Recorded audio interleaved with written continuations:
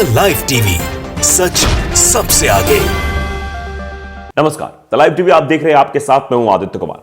गुजरात विधानसभा चुनाव की चर्चा हर जगह हो रही है, लेकिन हरियाणा की तरफ से जो खबर आई है वो बीजेपी की दिल्ली से लेकर गुजरात तक टेंशन बढ़ा रही है। हर जगह बीजेपी के नेता परेशान दिखाई दे रहे हैं क्योंकि नतीजे ही ऐसे आए हैं। दरअसल गुजरात में पंचायत चुनाव थे और पंचायत चुनाव के जो नतीजे सामने आए वो बीजेपी के लिए बेहद मुश्किल भरे हैं और कांग्रेस का वजूद बरकरार होता हुआ दिखाई दे रहा है। जो आंकड़े सामने आए हैं वो भारतीय जनता पार्टी के लिए बेहद खराब है, इसलिए क्योंकि भारतीय जनता पार्टी के डबल इंजन की सरकार के बाद भी पंचायत चुनाव में लोगों ने उनका समर्थन नहीं किया। इससे अंदाजा लगाया जा सकता है कि लोगों को अब उन पर भरोसा नहीं रहा। Result of Haryana panchayat election देखिए, शशि एस सिंह है, उन्होंने लिखा है कि आईएनसी सपोर्टेड कैंडिडेट 39, यानी जो आईएनसी यानी इंडियन नेशनल कांग्रेस के जो सपोर्टेड कैंडिडेट थे, जो सपोर्ट किए गए थे, यानी चुनाव चिन्ह पर नहीं लड़ती कांग्रेस, वहां उनके 39 उम्मीदवार जीते हैं, जबकि बीजेपी के 22 और जेजेपी के 18 और आम आदमी पार्टी के 14। तो आप अंदाजा लगाइए कि किस तरीके से कांग्रेस का वजूद वहां बनता हुआ दिखाई दे रहा है। अभी लोकसभा चुनाव होने हैं, लोकसभा के बाद विधानसभा चुनाव होने हैं, तो अभी से ये जो रुझान सामने आ रहे हैं बीजेपी के लिए मुश्किल खड़ी कर रहे हैं। अभी उपचुनाव भी कई राज्यों में हो रहे हैं, साथ ही साथ 2 राज्यों के विधानसभा चुनाव, एक तो निपट गया, एक होना है, नतीजे एक ही दिन आएंगे, 8 तारीख को आएंगे, 8 दिसंबर को आएंगे। तो उसमें ये चीजें निकलकर सामने आ रही, जिस तरीके से ये पंचायत इलेक्शन के नतीजे सामने आए हैं, ये दिखा रहे हैं कि आईएनसी कैंडिडेट जो है, जो सपोर्टेड कैंडिडेट हैं, वो 39 चुनाव जीतकर आ गए, यानी 39 लोग चुनाव जीतकर आ गए और बीजेपी वाले 22 पे सिमट गए। आंकड़ा ज्यादा बड़ा नहीं है, लेकिन बड़ा इसलिए है कि खट्टर सरकार होते हुए भी और मोदी सरकार होते हुए भी, डबल इंजन होते हुए भी सब जनता ने सपोर्ट ही नहीं किया, जबकि ये दबाव रहता है। आप भी आमतौर पर समझेंगे तो प्रशासन का दबाव, ऐसी बातें भी की जाती है, अन्य राजनीतिक पार्टियां ऐसा आरोप लगाती है। अब क्या होता है क्या नहीं होता ये तो अलग की बात है, लेकिन आप समझिए कि इंसान को पता है कि भैया बीजेपी की सरकार राज्य में है, केंद्र में भी बीजेपी की सरकार है, तो ऐसा है पंचायत चुनाव में बीजेपी को भी वोट दिया जाए ताकि काम अच्छे से हो पाए, लेकिन फिर भी लोग बीजेपी को वोट नहीं दे रहे हैं।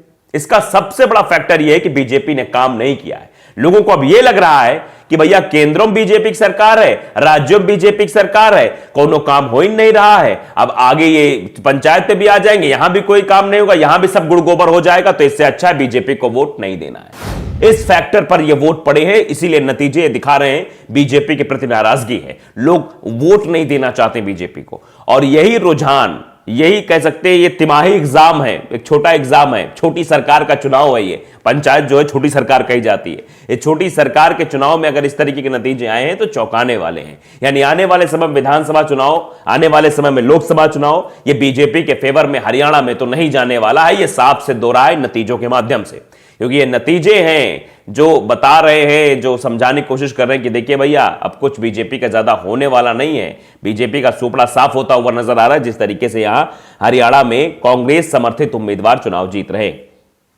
देखिए पंचकुला में तगड़ा झटका लगा है। हरियाणा पंचायत चुनाव के नतीजे घोषित, पंचकुला में बीजेपी को झटका, गंवाई 10 सीटें।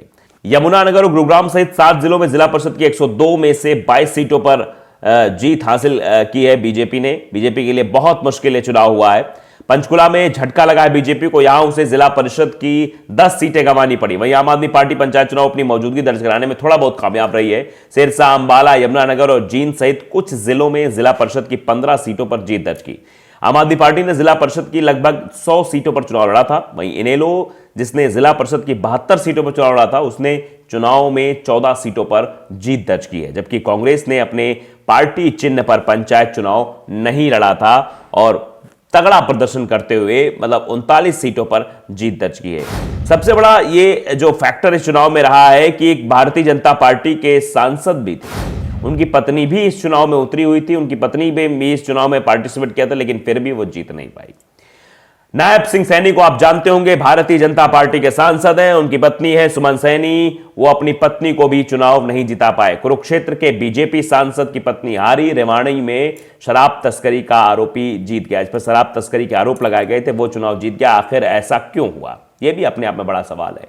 मतलब भारतीय जनता पार्टी के सांसद की अगर पत्नी नहीं जीत रही है चुनाव, तो इसका पता लगा सकता है कि कितनी हद तक नाराजगी लोगों के अंदर है। दरअसल हरियाणा के सभी 22 जिलों में 143 पंचायत समितियों एवं 22 जिला परिषदों के सदस्यों के चुनाव के लिए मतगणना हुई। इस दौरान जिला परिषद की 411 पंचायत समिति की 3081 सीटों पर हार जीत का फैसला हुआ।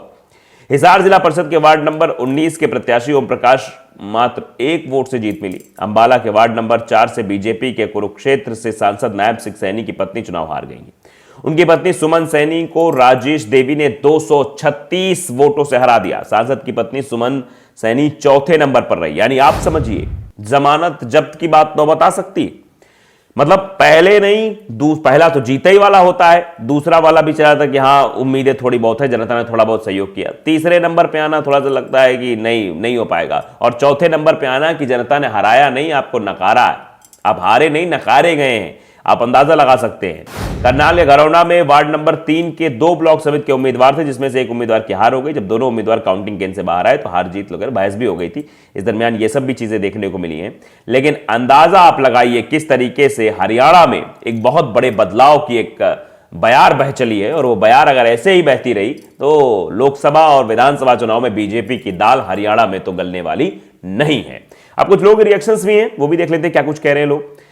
अंशुमान शैल लिखते हैं, हरियाणा में कांग्रेस पार्टी सिंबल पर चुनाव नहीं लड़ती है। कांग्रेस समर्थित उम्मीदवार निर्दलीय मैदान में उतरते हैं। कांग्रेस समर्थित 38 पार्षद जीते हैं और भाजपा के 22 और आपके 14। लेकिन आम आदमी पार्टी के फर्जी नेता ऐसा बता रहे हैं मानो कांग्रेस खत्म और आपकी लहर।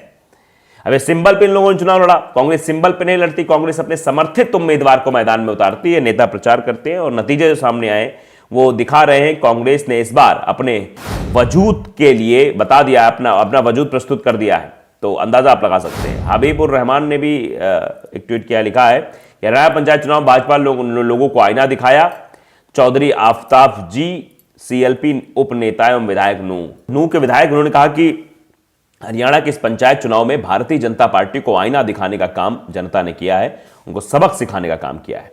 अरुण कुमार यादव ने भी ट्वीट किया, लिखा है कि भाजपा शासित प्रदेश हरियाणा में हुए पंचायत चुनाव में बीजेपी का हुआ सुपड़ा साफ। अब अंदाजा लगाइए ये लिखना क्यों पड़ रहा है, क्योंकि आपके राज्य में सरकार है, मनोहर लाल खट्टर सरकार चला रहे हैं, जेजेपी के साथ गठबंधन है, केंद्र में भी आप हैं, डबल इंजन की बात करते हैं, विकास की बात करते हैं। अगर विकास किया होता इन डबल इंजन में तो फिर लोगों को भरोसा होता, लोग ट्रिपल इंजन भी दे देते भाई कि चलो हम ट्रिपल इंजन आपको दे रहे हैं। लेकिन लोग पता है कि जब डबल इंजन में कुछ नहीं हो पा रहा, ट्रिपल इंजन देंगे तो और बर्बाद कर देंगे। इसलिए लोगों ने कहा भैया इनको कोई इंजन विंजन ना दो, इनको इंजन से बाहर ही कर दो, मतलब प्लेटफॉर्म से ही बाहर कर दो, पटरी से ही बाहर कर दो, खड़ा कर दो साइड में, ताकि ये समझते रहें कि ये जनता के साथ हो रहा है, ये ऐसा ना हो पाए।